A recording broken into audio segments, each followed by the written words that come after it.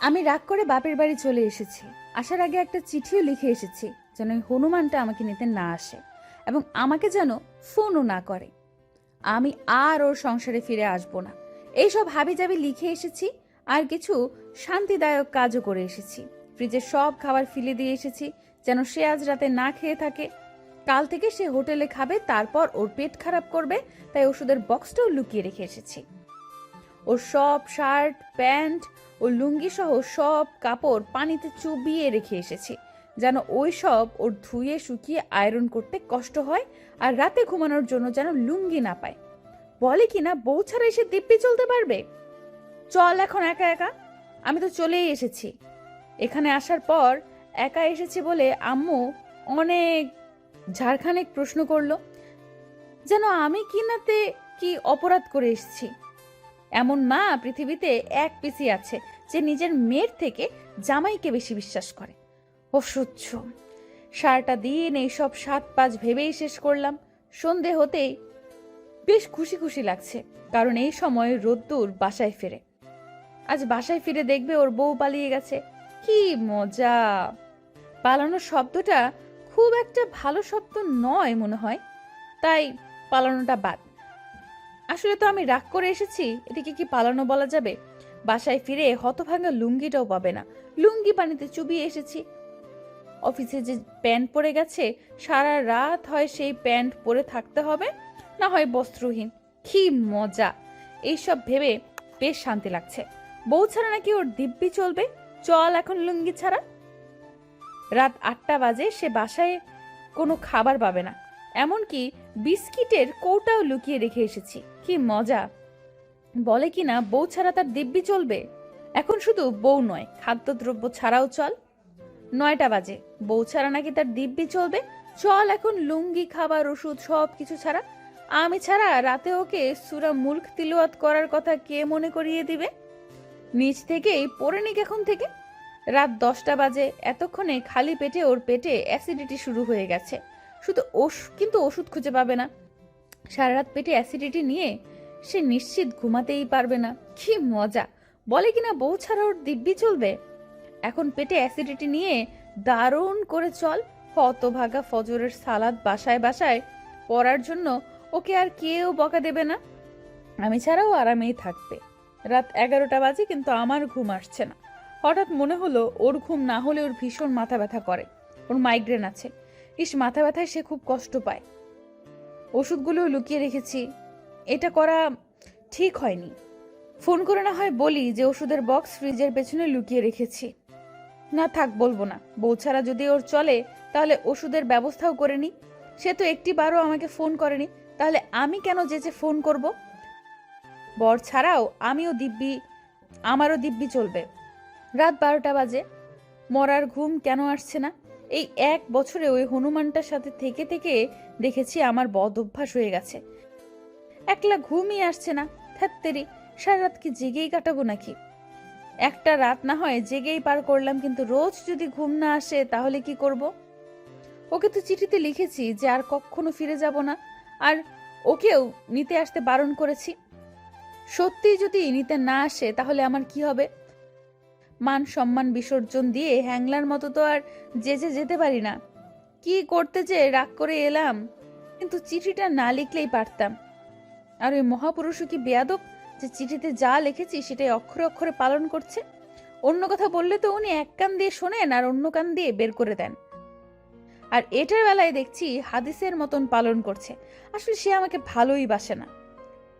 1 বছর 2 মাস হলো বিয়ে হয়েছে আমাদের। ওই ভালোবাসাহীন মানুষটার সাথে থেকে থেকে কি করে যেন আমি ওকে ভালোবেসে ফেলেছি, আর সে আমাকে একটুও ভালোবাসেনি।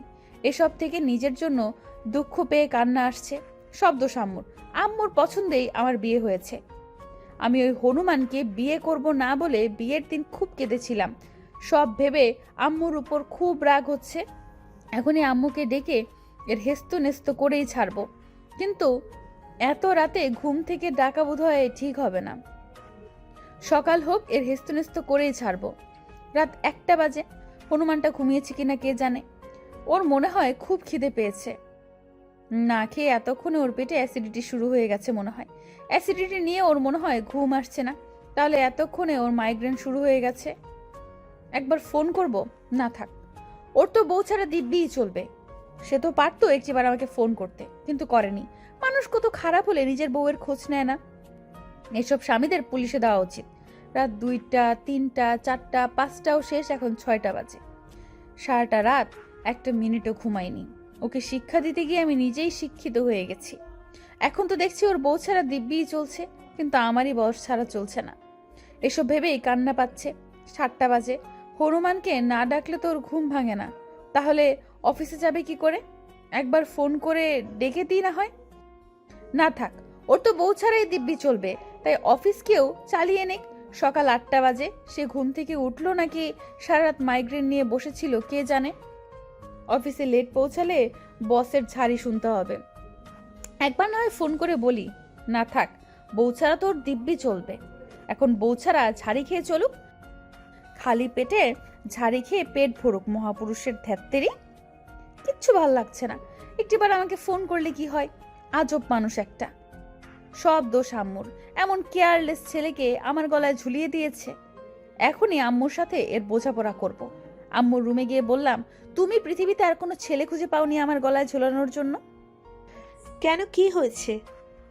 আমি রাগে অগ্নিমূর্তি ধারণ করে বললাম, এমন ছেলের সাথে আমার বিয়ে দিয়েছো যে ছেলে আমাকে ভালোই বাসে না। ও মা, তাই নাকি?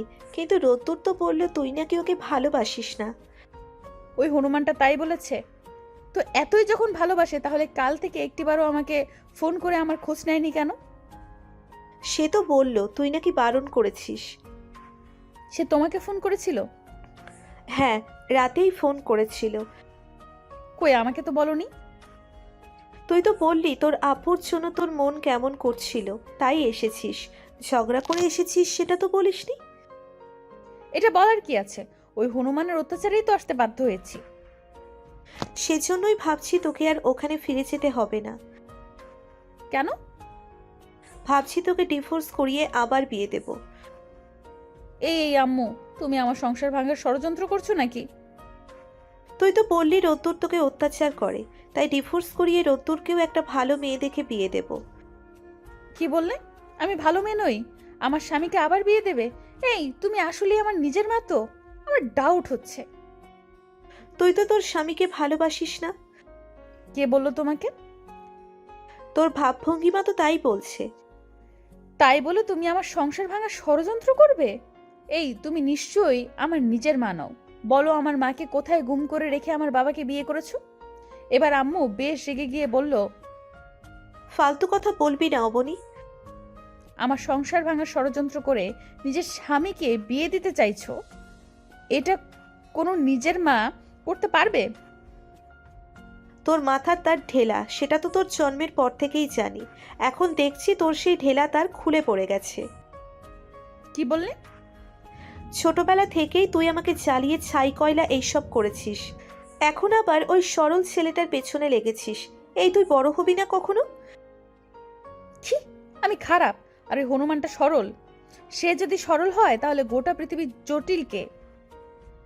ছেলেটা তোর জন্য না খেয়ে অসুস্থ হয়ে গেছে, আর ওই শরীরেই অফিসেও গেছে। তো কি বলবো আমি? এতক্ষণ পরে এসব বলছো? এই, তুমি আসলেই আমার মা তো? আবার বাজে কথা বলছিস? রাগ দেখিয়ে রুমে চলে এসে লাগেজ গোছানো শুরু করলো। তারপর বেরিয়ে যেতে দেখে আম্মু বলল, কোথায় যাচ্ছিস? স্বামীর বাড়ি যাচ্ছি। তোর গলায় না আমি হনুমান ঝুলিয়েছি, তাই যেতে হবে না। আমার কাজ আছে, যেতেই হবে। কি কাজ আছে? মানে ফুলের টবে পানি দিতে হবে। এই কাজ করতে চলে যাচ্ছিস? হ্যাঁ, আমি এখানে থাকি আর তুমি আমার স্বামীকে বিয়ে দাও, আর আমি যে দাওয়াত খাই। আমার কথা শুনে আম্মু অট্ট হাসিতে ফেটে পড়ে। আমি বাসায় পৌঁছে দেখলাম ওর কাপড়গুলো পানিতেই ডুবে আছে, সাথে আমারগুলো চুবে আছে। হনুমানটা এইভাবে শোধ নিছে দেখে খুব রাগ হচ্ছে। আমি সব কাপড়গুলো শুকিয়ে আয়রন করলাম, রান্না করলাম। ঘরটাকে এক রাতেই মেজ বাড়ি বানিয়ে রেখে গেছে। সবকিছু গোছগাছ করলাম। রাত 8টা বাজে, তবুও রোদ্দুরের বাসায় ফেরার খবর নেই। আমি বাপের বাড়ি গেছি দেখে এই সুযোগে আবার কোনো বান্ধবীর বাসায় যায়নি তো? না না, রোদ্দুর এমনটা করবে না। মুখে যাই বলুক না কেন সে আমাকেই ভালোবাসে, কিন্তু পুরুষ মানুষকে বিশ্বাস করতে নেই। রুমে লাইট অফ করে বিছানায় শুয়ে থেকে এইসব হাবিজাবি ভাবছিলাম। হঠাৎ দরজায় আওয়াজ পেলাম, বুঝলাম হনুমানটা এসেছে। অবনী ঘুমের ভান করে ঘাপটি মেরে শুয়ে থাকলাম। রোদ্দুর রুমে এসে লাইট অন করে চিৎকার করে উঠল। অবনী অপ্রস্তুতভাবে লাফ দিয়ে বসে ওর সাথে চিৎকার করতে শুরু করলো। অবনী ভাবছে রুমে হয়তো সাপ পোকামাকড় কিছু একটা দেখে সে চিৎকার করছে। রোদ্দুর চিৎকার থামিয়ে বলল, এই আপনি কে? অবনী ওর কথায় অবাক হয়ে গেল। রোদ্দুর আমাকেই চিনতে পারছে না। একদিনের মধ্যে কি এমন ঘটলো যে সে আমাকে চিনতে পারবে না? মাইগ্রেনে কি তবে ওর মাথা খারাপ হয়ে গেল নাকি? রোদ্দুর, তুমি আমাকে চিনতে পারছো না? আমি তোমার অবনী। তারপর রোদ্দুর বিস্ময়ের দৃষ্টিতে তাকিয়ে বলল, আপনি দেখতে ঠিক আমার বউয়ের মতো। মানে কি? আমার বউ তো বাপের বাড়িতে, তাহলে আপনি কে? আমি চলে এসেছি রোদ্দুর। আমার বউ তো চিরদিনের জন্য বাপের বাড়ি চলে গেছে। বিশ্বাস না হলে এই চিঠিটা পরে দেখুন। রোদ্দুর, আমি ফিরে এসেছি, আমি অবনী। বুঝেছি, আপনি ভূত প্রেত ডাইনি টাইপের কিছু হবেন। আজব তো, আমাকে পেতনির মতো লাগছে। আসল রূপ তো দেখাচ্ছেন না, আমার বউয়ের রূপ ধারণ করে আছেন। অবনী রোদ্দুরের কথা শুনে মহাবিপদে পড়ল। হনুমানটাকে বোঝাতেই পারলাম না যে আমি তার বউ অবনী। খাট থেকে নেমে বললাম, রোদ্দুর আমাকে ছুঁয়ে দেখো, আমি অবনী। অবনীর কথা শুনে রোদ্দুর চিৎকার করে বলল, এই না, খবরদার না, আমার কাছে আসবেন না। আমি ভূত দেখে খুব ভয় পাই, আর বউ ছাড়া পৃথিবীর সব নারীকেও ভয় পাই। এবার অবনীর খুব রাগ হলো, তাই জোর করে ওকে জড়িয়ে ধরলো। ওমা, হনুমানটা চুপ করে আছে। মনে মনে ভাবলাম ভয়ে জ্ঞান হারায়নি তো। রোদ্দুরকে ছেড়ে দিয়ে দেখে মিটমিট করে হাসছে। এখন বলো আমি কে? আমার বউ। কি করে বুঝলে? তোমার শরীরের ঘ্রাণ বলল তুমি আমার বউ। এত দেরি করে বাসায় ফিরলে কেন? কাজ ছিল। তারপর রোদ্দুর বাথরুমে গেল ফ্রেশ হতে। হঠাৎ ওর ফোন বেজে উঠল। অবনী দেখে আম্মু ফোন দিয়েছে। অবনী রিসিভ করে হ্যালো বলার আগেই তার আম্মু বলল, শোনো বাবা, তুমি তো জানোই আমার মেয়েটা একটু আহ্লাদি আর ছেলে মানুষ, তাই ওকে একটু মানিয়ে নিও। তুমি তো ওকে নিতে এসে একটুও দেরি করলে না, তাই কিছু বলতে পারিনি বলে ফোন করলাম। অবনীর লাইনটা কেটে দিল। অবনী তার আম্মুকে বুঝতে দিল না যে অবনী সব জেনে গেছে। হনুমানটা অফিস শেষ করে আমাকে নিতে গেছিল। আমি ওখান থেকে চলে এসেছি শুনে সে ওখানে দেরি করেনি। এর জন্যই হনুমানটার বাসায় ফিরতে এত দেরি হয়েছে। তাহলে মনে হয় সে আমাকে ভালোবাসে, কিন্তু ভাব দেখার জন্য আমাকে পাত্তাই দেয় না। এই জন্যই তো আমিও ওকে বুঝতে দেই না যে আমিও হাবুডুবু হয়ে আছি। তাহলে এতক্ষণে সে আমার সাথে ভূতের নাটক করছিল। ভালোই তো অভিনয়ে এক্সপার্ট দেখছি। আমাকে এভাবে ভয় দেখালো। রাগে আমার হাত পা কাঁপা শুরু হলো। যতই ভাবে একটু ভালো হয়ে যাব, এই হনুমানটা আমাকে কিছুতেই ভালো হতে দেয় না। সে বাথরুম থেকে বের হতেই বললাম, তুমি গেস্ট রুমে ঘুমাবা? সে কি, কেন? বউ ছাড়াই তো তোমার দিব্যি চলে, তাই আমার কাছে শুইবা না? আমি গেস্ট নই, এটা আমার বাড়ি, তাই ইচ্ছে হলে তুমি ওই রুমে যাও। ওর কথা শুনে খুব কান্না আসলো। একটিবারও বলল না যে অবনী তোমাকে ছাড়া আমার 1 মিনিটও চলবে না। আমি রাগ করে পাশের রুমে গিয়ে শুয়ে পড়লাম। কিন্তু এই হনুমানটাকে ছাড়া আমার ঘুম আসছে না। আমার ভেতরের আমিটাই আমার সাথে শত্রুতা করছে। আমি যেন আর আমিতেই নেই। আমিটা ওই হনুমানের হয়ে গেছি, আর ওই হনুমানটা আমাকে একটুও ভালোবাসে না। এসব ভাবতে ভাবতেই কেঁদে ফেললাম। তারপর কখন ঘুমিয়ে গেছি বুঝতেই পারিনি।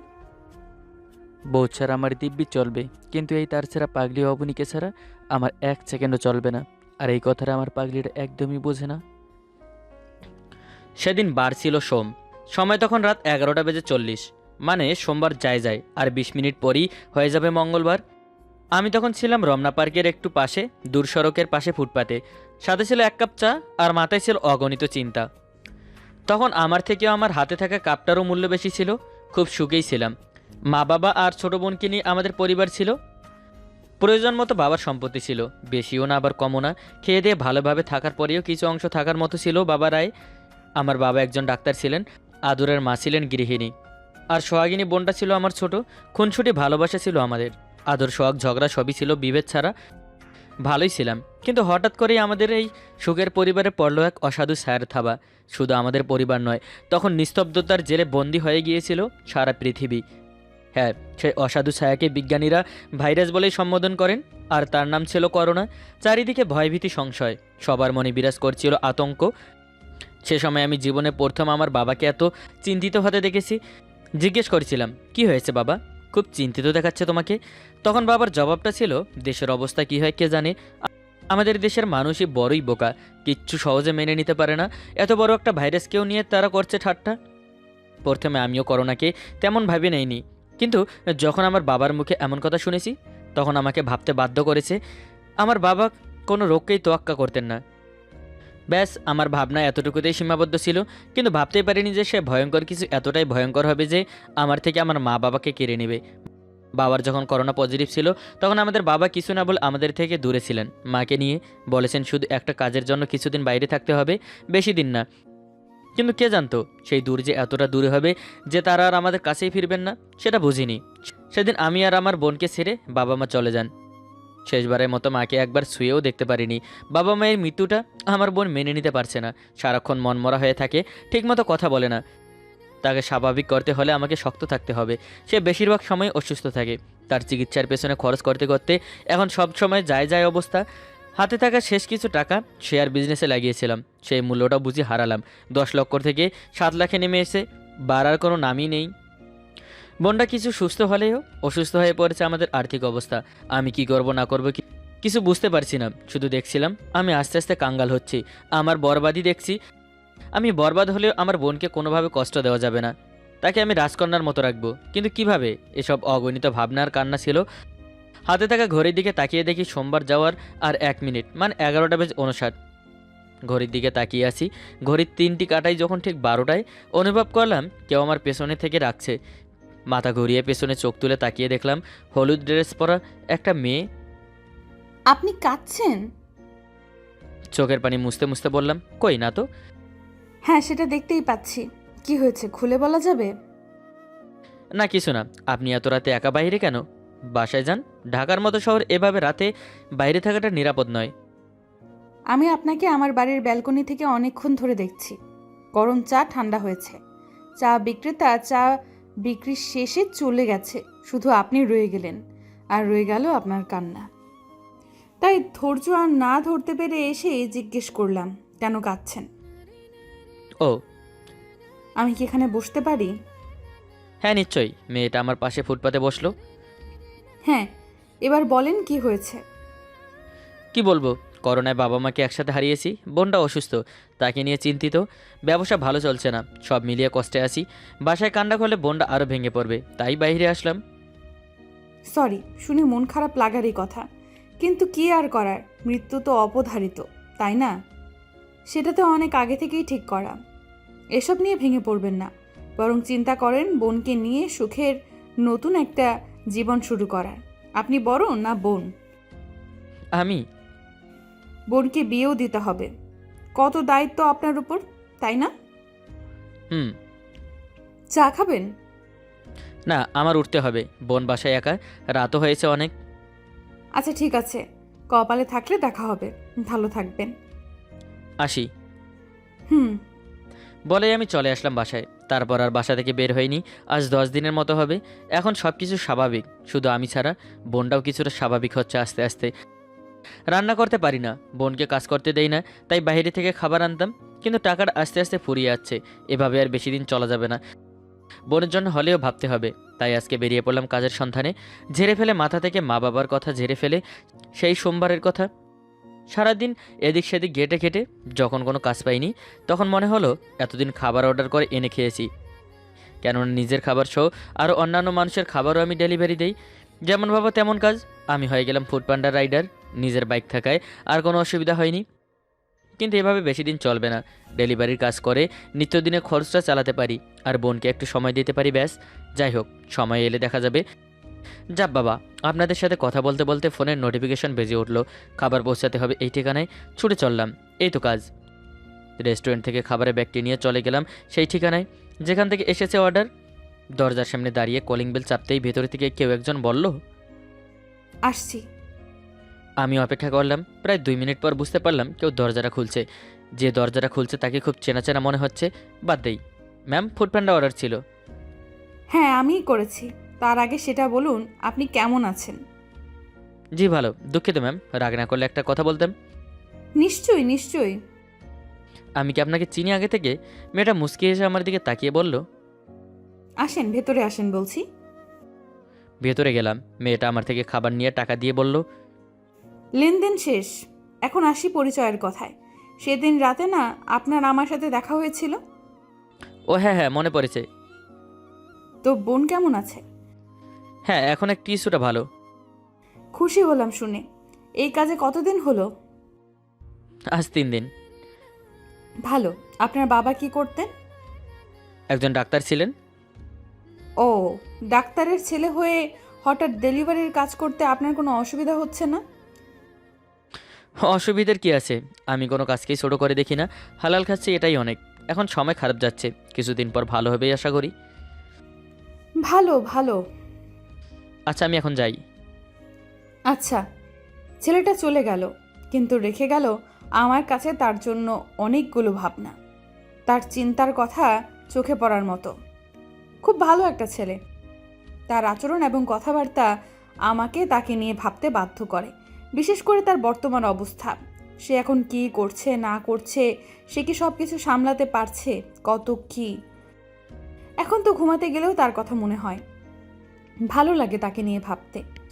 তার সাথে দেখা করতে মন চায়, কিন্তু ভুলবশত সেদিন আমি তার নাম্বারটা হারিয়ে ফেলি।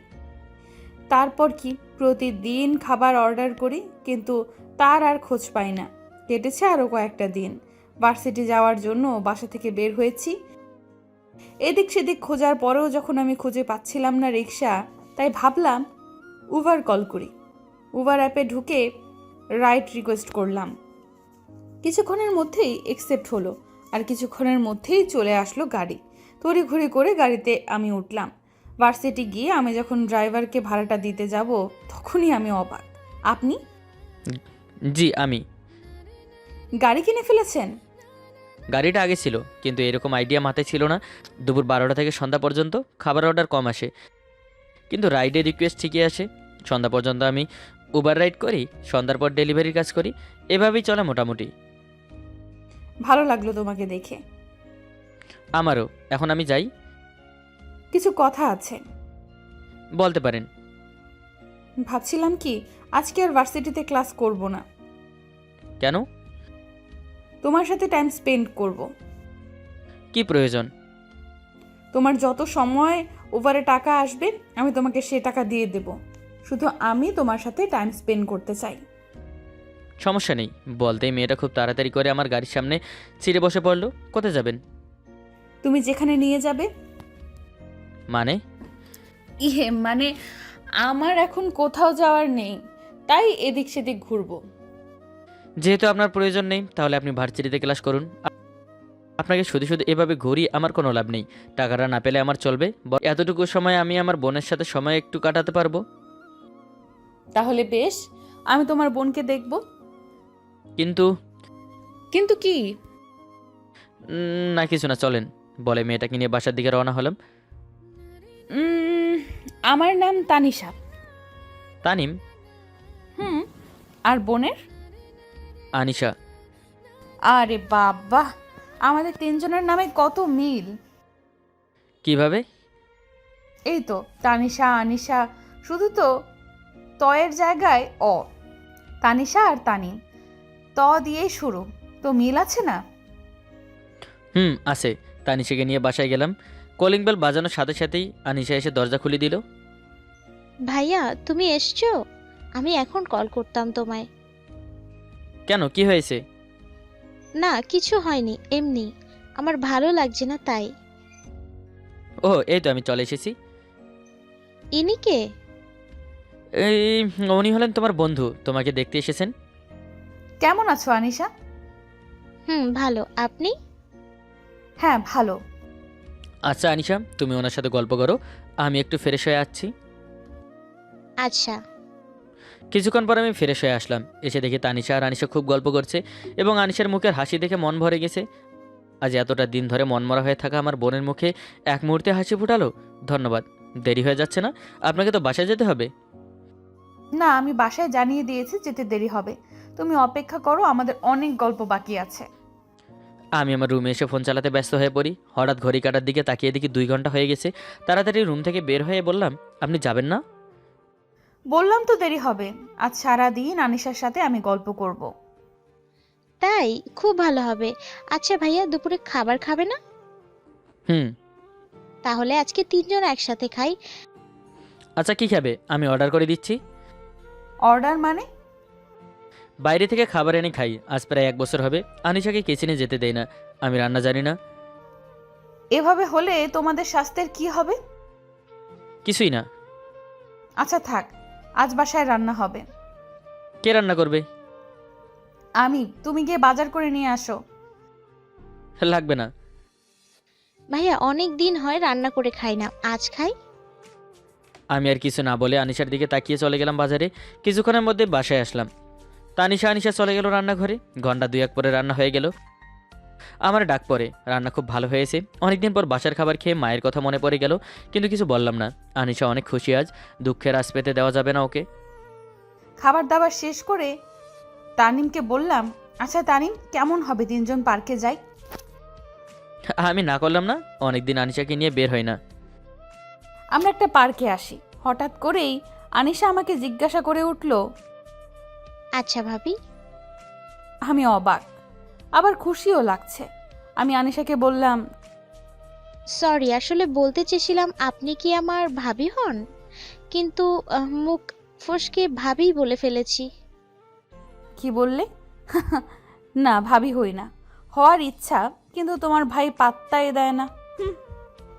ভালো হবে, আপনি ভাবি হলে সারাটা দিন একা থাকতে হবে না। হুম, আমি ভাবি হলে তোমাকে রান্না করা শিখাবো। হ্যাঁ, সারাদিন অনেক গল্প হবে। আচ্ছা, তোমার ভাইয়ের কি কেউ আছে? না, কেউ ছিল না, আর এখনো নেই। কে বলেছে নাই? আমি তো আছি, তাই না? তাহলে আমি তোমাকে ভাবি বলেই ডাকবো। কোনো সমস্যা নাই। সন্ধ্যা হতে লাগলো। তানিশাকে তার বাসায় দিয়ে আনিশাকে নিয়ে বাসার ভেতরে চলে আসলাম। আজকের দিনটা ভাইয়ার অনেক ভালো কেটেছে, তাই না? হ্যাঁ, ভালো লেগেছে। তোমার? খুব। খুব খুশি লাগছে, কারণ আমার বোনটা আজ খুশি। আজকে আর বাইরে যাব না, বাসায় থাকবো। কাল থেকে কাজ। আচ্ছা ভাইয়া, বলো। আমি কি তাকে ভাবি ডাকবো? কাকে? তানিশা ভাবি।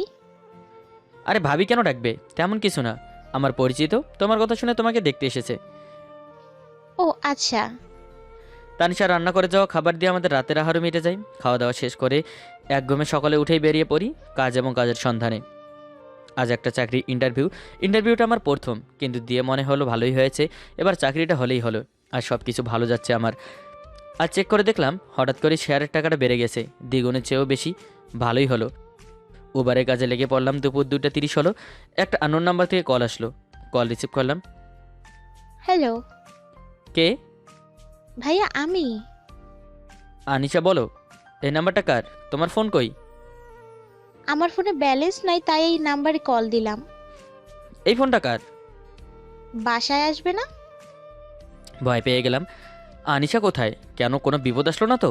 কার মোবাইল দিয়ে আমাকে কল করলো? তাড়াতাড়ি করে বাসায় গিয়ে পৌঁছালাম। দস্তর মতো কয়েকটা কলিং বেল চাপ দিতেই দরজা খুলে দিল। খুলেই দেখি তানিশা দরজা খুলে দিল। আপনি এখানে কি করেন? আনিশা কোথায়? ভাইয়া আসো আসো, ভিতরে আসো। আসলে আমার বাসায় ভালো লাগছিল না, তাই এখানে আসলাম। ভাবলাম আনিশার সাথে গল্প করি। ভালো করেছেন। হ্যাঁ ভাইয়া, তারপর রান্নাও শেষ হলো, তাই ভাবি বললেন তোমাকে কল করতে। কি? উপস, সরি আপু। শুধু ভাবি ভাবি করছো কেন? করলে সমস্যা কোথায়? মুখ ফসকে হতেই তো পারি। আসো, খাবার খাবে। খাবার খাওয়ার পর তানিশাকে বললাম, চলেন আপনাকে বাসায় নামিয়ে দেব। সন্ধ্যায় এসে আমাকে নিয়ে যাবেন। এখন এখানেই থাকবো, আপনি আপনার কাজে যান। আমি আর কিছু না বলে চলে আসলাম। সন্ধ্যায় বাসায় ফিরে তানিশাকে নিয়ে বের হলাম তার বাসায় দিতে। গাড়ি থেকে নেমেই তানিশা বলে উঠল, তোমাকে একটা কথা বলার ছিল। কি? আচ্ছা, আমি কি তোমাদের ঘরে আসতে পারি না? হ্যাঁ পারেন তো। ওভাবে না, তো কিভাবে? তোমার হয়ে। মানে? মানে তোমাকে আমি ভালোবেসে ফেলেছি।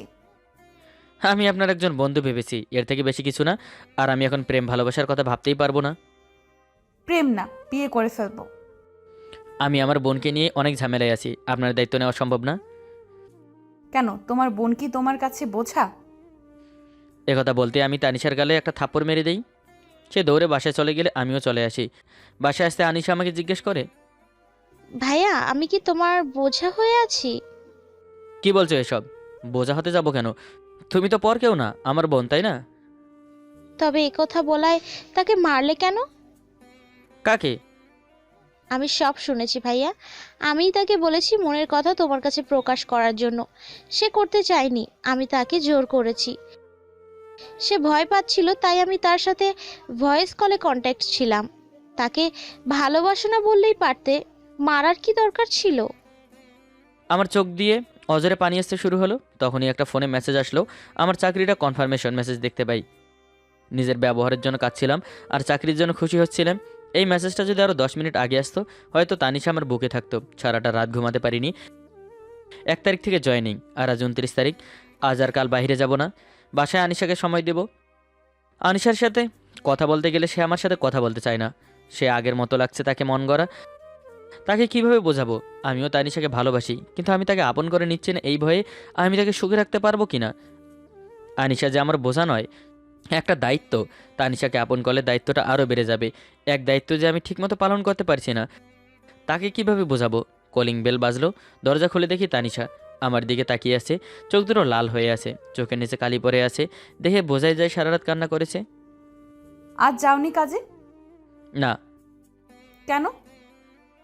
চাকরিটা হয়ে গেছে, পরশু দিন থেকে জয়েনিং, তাই ভাবলাম 2 দিন বাসায় থাকি। সে কথা শুনে অনেক খুশি হলো মনে হয়। ওমা তাই? তো সেটা কাল বললে কি হতো? কল করে বলতে। তানিশা, কি? গতকালের জন্য সরি। ইটস ওকে, সমস্যা নাই। আমিও সরি। তোমাকে বন্ধু থেকে বেশি কিছু ভাবা আমার উচিত হয়নি। সারা রাত কান্না করছো তাই না? কই না তো। আচ্ছা, আমি সাইড দিলে আমি ভেতরে ঢুকতাম। কিছু বলার ছিল। আনিশা কই, ভেতরে? ভেতরে। ডাকো। কিছু বলার ছিল। কি? আমিও সারা রাত ঘুমাতে পারিনি। ঘুমের ওষুধ খাও, ঘুম হবে। তুমি কি? কি? মানে, বলো। তুমি কি আমার রাতের ঘুম হওয়ার ওষুধ হবা? মানে? আই মিন আনিশার ভাবি। তানিমের মুখে এমন কথা, মানে আমি একদম অপ্রস্তুত ছিলাম। কি করব না করব কিচ্ছু ভেবে না পেয়ে আমি তার বুকে জড়িয়ে পড়ি। আর তার জবাবে বলি, হ্যাঁ আমি তানিমের বউ আর আনিশার ভাবি হব।